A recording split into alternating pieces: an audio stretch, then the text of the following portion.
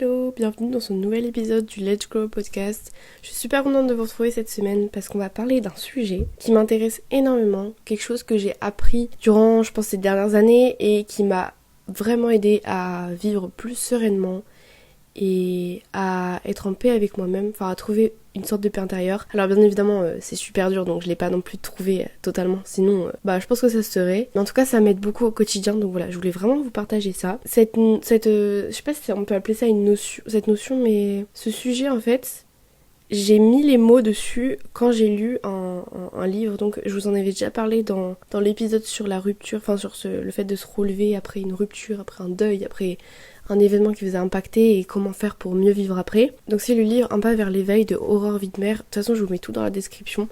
Et c'est plein de petits poèmes sur des choses de la vie, sur des choses philosophiques, etc. Et en fait il y avait un poème sur ça, sur le fait de se choisir soi. Et la première phrase de ce poème, c'est se choisir soi, ce n'est pas rejeter l'autre. Ça a tellement résonné en moi parce que c'est quelque chose que, en fait, j'ai toujours eu du mal à exprimer, à expliquer aux autres, en fait, parce que c'est vrai que ça peut sembler égoïste, en fait, à première vue, de se choisir soi. Mais en fait, je vous jure que c'est la plus belle preuve d'amour que vous pouvez vous faire envers vous-même, c'est de vous choisir vous. Ça veut pas dire rejeter les autres, et ça c'est très important, et c'est pour ça que cette phrase elle m'a énormément marquée, parce que en s'écoutant soi, c'est pas que tu enlèves tous les autres de ta vie et tout, c'est juste que tu apprends à t'écouter, à te prioriser, etc., à devenir le main caractère de ta vie. Et je pense que tout ça, ça va influencer dans un côté positif tes relations. Donc au final, ça va pas impacter tes relations négativement. Et je pense qu'on a tous eu un moment où on se rend compte qu'on s'est oublié pour parler aux autres. Donc par exemple, ça peut être au travail, à l'école, dans nos relations, professionnellement, bref. Et en fait, dans les choix du quotidien, on peut se rendre compte que on priorise les autres plutôt que nous. Alors ça, c'est une superbe qualité d'être altruiste, de pouvoir être là pour les autres, etc. Mais il faut pas se laisser marcher dessus, parce que je pense que ça va impacter négativement tes relations si tu continues à faire comme ça. Prendre soin de soi, c'est hyper... Enfin, se choisir soi, prendre soin de soi, c'est hyper vaste. Mais je pense qu'on peut plutôt... Enfin, on va essayer de réduire ça parce que sinon, on va jamais... je pourrais jamais parler de tout ce qui entoure ce sujet. Là, je vais surtout parler d'écouter ses envies, ses besoins et tout ça. Et ça change tout. Non seulement pour nous, parce que du coup, on va vivre plus épanoui, on va s'écouter, on va faire des choses qu'on aime et tout. Mais c'est aussi... comme je le disais, donc ça impacte aussi nos relations pour les autres. C'est tellement pas un acte égoïste, et je pense qu'il faut qu'on démocratise ça, parce que il y a trop de gens encore qui pensent que de penser à soi, de se prioriser et de s'écouter et de dire non quand on n'a pas envie, c'est égoïste de notre part et on ne pense pas aux autres. Et je pense que voilà, si on apprend à se connaître, si on apprend à s'écouter, on peut donner le meilleur de nous aux autres, et du coup ce sera que positif dans la finalité. C'est de ça qu'on va parler aujourd'hui. Je vais essayer d'un peu faire un peu le tour de la notion, donc sur le fait de s'écouter et tout ça. Et après, bien sûr, je donnerai des petits conseils que j'ai trouvés pour essayer de se prioriser soi et en fait d'impacter positivement tes relations par la suite, sans que ce soit un acte égoïste et sans que tu te sentes coupable de te prioriser. Voilà. Moi, il y a un truc qui m'a énormément aidé là-dedans, c'était de me dire que la vie était un film et que je pouvais choisir. J'avais l'entière liberté de choisir si je voulais que je sois le main caractère, donc le personnage principal, ou alors d'être un personnage secondaire.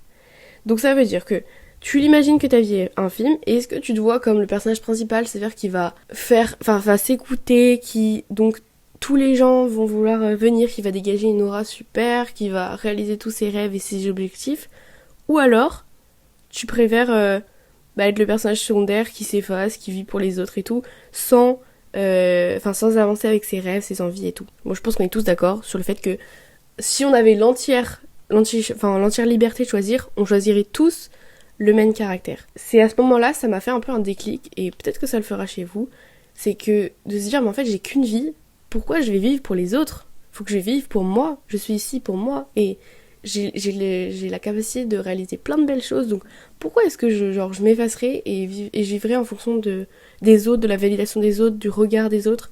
C'est tellement dommage, je trouve. Alors bien évidemment, c'est hyper compliqué les gars, je dis pas du tout le contraire, moi je suis comme ça, genre vraiment.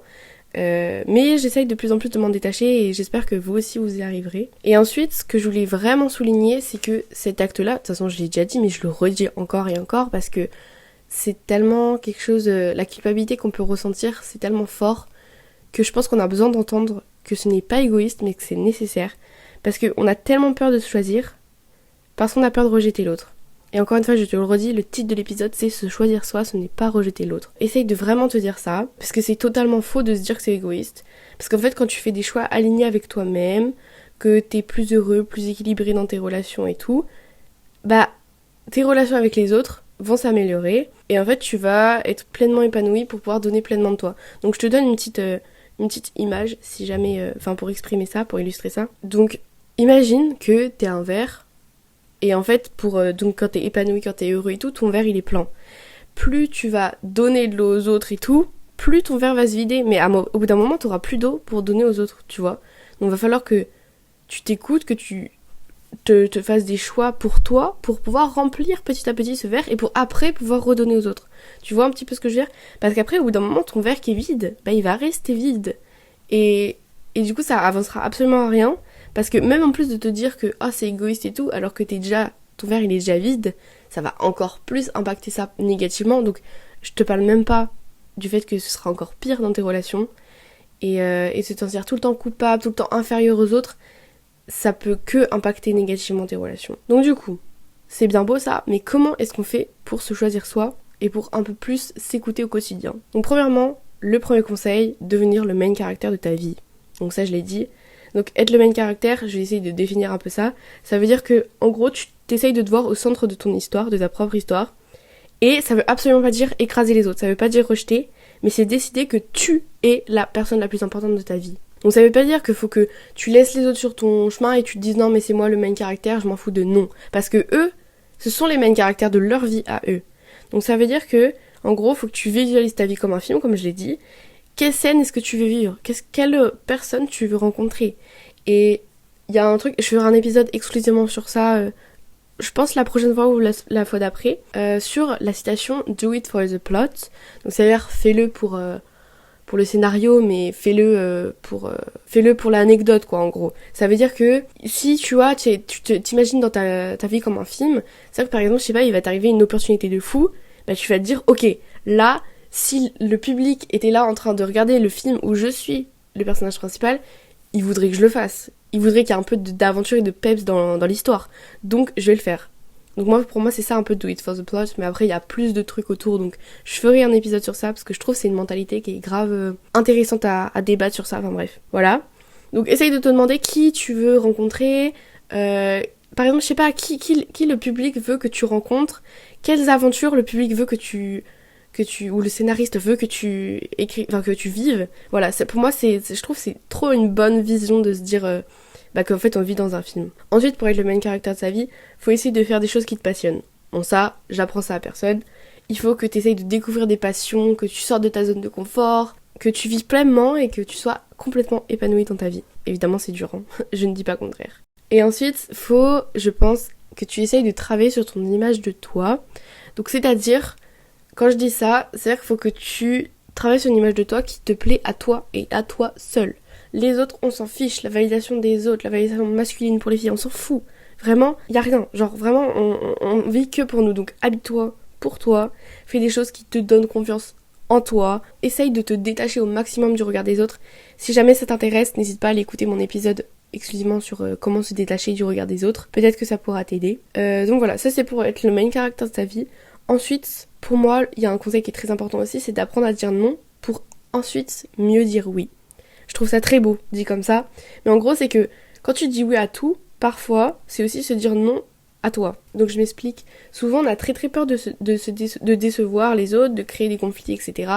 Et ça, bien évidemment, c'est dû au fait, j'en parle dans l'épisode du regard des autres, mais c'est dû au fait que la société et que l'être humain a très très peur. Enfin, le pire sentiment qu'un être humain peut sentir, un des pires, c'est d'être exclu et de pas se sentir intégré. On va tout faire pour se sentir intégré, pour ne pas décevoir les autres, pour se faire accepter par autrui, etc. Et donc, faut essayer aussi, certes de se détacher du regard des autres, mais essayer aussi de se détacher de la peur de décevoir, de la peur d'être exclu, parce que si les gens t'aiment vraiment pour ce que t'es, et pour le toi plus intérieur que tu peux être et la personne la plus authentique que tu peux être, tu ne le seras pas parce que tu dis non et tu ne seras pas exclu parce que tu dis non. Parce que les personnes qui te respectent et les personnes qui comprennent ta valeur, ils vont se dire ok, là elle s'écoute et c'est ok. Et je te souhaite, mais de tout mon cœur, de pouvoir être entourée de personnes comme ça parce que je te jure, moi je l'ai vécu et j'ai vécu ce changement-là et je te jure c'est tellement plus sain et tu ressens tellement plus de paix intérieure quand tu sens que tu as la liberté de pouvoir t'exprimer et pouvoir t'écouter sans être exclu et sans décevoir les autres. Et je pense que dire non aux autres, ça veut dire que tu te dis oui à toi, donc c'est l'inverse, tu vois. Enfin, si tu dis oui aux autres, tu dis non à toi. Et bien évidemment, t'es la personne la plus importante de ta vie. Donc comme je le dis depuis le début, t'es le main caractère de ta vie. Donc il faut que tu t'écoutes toi en priorité. Il faut que tu te priorises dans ta vie. Et c'est pas pour ça qu'il faut écraser les autres et que tu décevras les autres. Voilà. Je pense que si tu dis non, parfois, ça va montrer aux autres que t'es sincère. Et la sincérité, c'est une des plus belles qualités qu'un humain peut avoir. Et vu que t'es sincère avec toi, tu pourras être par la suite sincère avec les autres. Et des fois, tu pourras dire oui et ce sera un vrai oui pour certaines choses dont tu as vraiment envie de faire. Et à ce moment-là, les autres verront que tu es vraiment sincère avec eux. Et je pense que c'est tellement plus agréable de recevoir un oui sincère plutôt qu'un oui parce que tu as peur de décevoir. Après, bien sûr, il y a le fait de passer du temps seul pour essayer de se reconnecter à soi. Donc ça veut dire essayer certes d'être avec les autres, d'être avec tes amis, etc. Mais bien sûr, c'est hyper important de recharger ta batterie sociale seule et essayer de te reconcentrer sur toi, sur ce que tu veux réellement, sur ce que tu ressens, c'est super important. Donc je te conseille, je sais pas, d'aller faire des petites dates avec toi-même, genre je sais pas, tu vas au cinéma, tu vas marcher un peu, tu vas au resto, au café tout seul, c'est trop bien. Je pense que les gens, ils admirent les personnes qui sont pleinement en paix avec eux-mêmes. Donc pour moi, tu vois, si t'as peur de ne pas te faire inclure dans un groupe parce que tu t'écoutes toi, je pense qu'il faut que tu te dises que les autres verront et forcément tu dégageras quelque chose si t'es en paix entière avec toi-même et je pense que vraiment que ça améliorera tes relations avec les autres. Donc c'est pour ça, il n'y a que du positif à essayer de se choisir soi. Ensuite, il y a le fait de suivre son intuition. Donc l'intuition, tu sais, c'est ta petite voix intérieure qui sait ce qui est bon pour toi et ce qui est juste pour toi.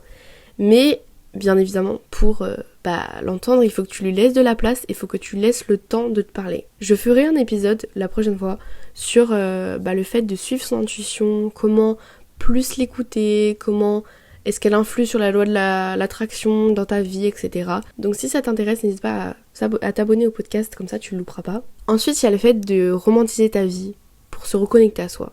Et ça, moi je pense que c'est le truc qui a fait, le truc qui a fait que j'ai tout de suite réussi à plus me choisir moi. Donc il y a plusieurs points, mais par exemple tu vois, il faut que tu vives comme dans Pinterest. Donc je sais pas, par exemple pendant que tu travailles, il faut que tu mettes une petite bougie. Quand tu prends un café, essaye de prendre une belle tasse que t'aimes et tout. Faut que tu prennes du temps de capturer des moments simples dans la vie, je sais pas, un coucher de soleil, des feuilles qui tombent dans un parc. En fait, les choses comme ça, je trouve que ça permet de se reconnecter au moment présent et de vraiment ressentir que tu es le personnage principal de ta vie. Et bien évidemment, du coup, ça influera le fait que tu vas te sentir importante et que tu vas plutôt te choisir toi. Ensuite, dans le fait de romantiser ta vie, il y a aussi le fait de créer un rituel pour te reconnecter avec toi-même. Donc ça veut dire qu'il faut que tu prennes le temps de te demander est-ce que je fais des choses qui me rendent heureux? Est-ce que je suis vraiment alignée avec mes valeurs, avec moi-même, etc. Essaye de faire des sortes d'introspection sur ça. Moi, je conseille souvent de faire du journaling parce que moi, c'est ce qui m'a énormément aidé. Je le conseille souvent à mes amis, mais après, si tu trouves une autre façon de le faire, bah écoute, c'est tant mieux. Et pour moi, il y a des moments, par exemple, j'aime beaucoup aller marcher toute seule parce que quand je marche, et tu essayes de pas trop avoir de musique ou pas avoir de podcast et tout quand tu marches parce que ça va permettre de te poser des questions sur ta vie, de prendre du recul en fait sur les événements qui se passent dans ta vie. Et encore une fois, ça va te permettre d'être plus aligné et de te sentir plus personnage principal. Et moi aussi, il y a un truc que j'adore, c'est faire le dimanche, en fait, j'aime bien faire une reset routine. Vous savez, c'est les trucs qu'on voit partout sur YouTube et tout. Mais c'est plutôt une routine, en fait, pour organiser ma semaine, pour faire tout ce que j'ai besoin. Des choses pour moi, en fait. c'est le dimanche, j'essaye de pas avoir d'occupation extérieure. Donc je sais pas, par exemple, je fais mon ménage, je prépare mes plats pour la semaine, je vais faire mes courses, vous voyez. Donc en fait, j'organise, mais à la fois, certes, c'est des choses dont je suis obligée, que je suis obligée de faire, mais j'essaye de le prendre du côté positif et d'essayer de vraiment être avec moi-même. Et je vous conseille vraiment, surtout si vous êtes en études sup ou dans le monde du travail. Après, vous voyez, si vous êtes au collège, au lycée, moi, ce que j'aimais bien faire, c'est de prendre une petite après-midi le week-end où, je sais pas, voilà, je faisais pas mes devoirs, je faisais pas tout ça. Et je faisais vraiment, je sais pas, je faisais du sport. J'allais faire le ménage dans ma chambre. Donc, en fait, essayez d'adapter ça en fonction de votre rythme de vie à vous. Enfin, voilà, faut que chacun adapte ça. Mais essayez de, voilà, faire un petit moment avec vous-même pour organiser votre semaine, mais pour aussi vous reconnecter avec vous-même. Je pense que cet épisode sera assez court, mais j'ai fait un peu le tour du sujet, je pense. En tout cas, voilà, je voulais encore finir sur cette phrase et j'espère que vous en souviendrez après avoir écouté cet épisode. Se choisir soi, ce n'est pas rejeter les autres, c'est apprendre à s'écouter, à s'aimer, à vivre une vie qui nous ressemble. Et quand on accepte ça, on attire des relations qui sont beaucoup plus saines et beaucoup plus authentiques, donc beaucoup plus positives dans la finalité. Et faut que tu te rappelles que tu es le personnage principal de ta vie, qu'il n'y a rien de mal à te prioriser, à prendre soin de toi, parce que quand tu fais tout ça, t'es heureux, tu rayonnes et tout le monde autour de toi en bénéficie. Comme je le disais, ça va impacter positivement tes relations et donc ce sera que positif dans la finalité. Avant de te laisser, j'aimerais quand même te demander de faire un petit truc cette semaine. Donc que tu essayes de une seule fois, ou plusieurs, mais au moins une fois, essayer de te choisir dans tes actions, dans ta décision. De te choisir, donc comme je l'ai dit dans tout l'épisode, essaye de refaire tout ce que j'ai fait. Donc de te sentir comme le personnage principal. Essayer de dire non quand tu sens que t'as pas envie. Ou alors de dire oui quand tu sens que c'est réellement sincère. Bref, en tout cas, choisis-toi dans tes décisions et dans tes actions. Et regarde comment ça influe sur ton état d'esprit et sur ta paix intérieure. Je te jure, c'est tellement fou. Mais voilà, je te souhaite que d'y arriver. Et j'espère qu'on y arrivera tous ensemble. Parce que je pense que si tout le monde se choisissait, on vivrait dans une société plus simple, avec des relations beaucoup plus saines. Et voilà, ce serait tellement bien. Mais je pense que on va tous y arriver si on essaye. Et voilà, je te fais de gros bisous. N'hésite pas à t'abonner, à laisser des petites étoiles sur Spotify et Apple Podcast. À mettre des petits avis si jamais t'as envie pour me faire un petit retour. Et sinon mon podcast est aussi publié sur YouTube, donc Let's Grow Podcast, et je pense que c'est plus facile pour débattre. Si jamais t'as un retour à me faire dans les commentaires de cette vidéo, n'hésite pas à aller voir et à t'abonner. Et sinon moi je vous dis à demain pour un prochain épisode du Late Night Talk, encore une fois avec Sarah, mais cette fois on va parler d'un autre sujet. Donc voilà, n'hésite pas à t'abonner pour ne rien louper, et je te fais de gros bisous.